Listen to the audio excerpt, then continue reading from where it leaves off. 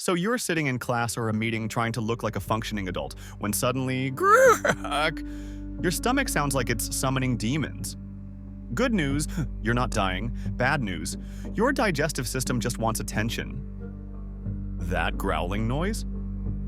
It's called borborygmus, which sounds like a spell from Harry Potter but is actually just gas and fluid sloshing around as your intestines do their weird, muscular dance. And yes, it happens all the time.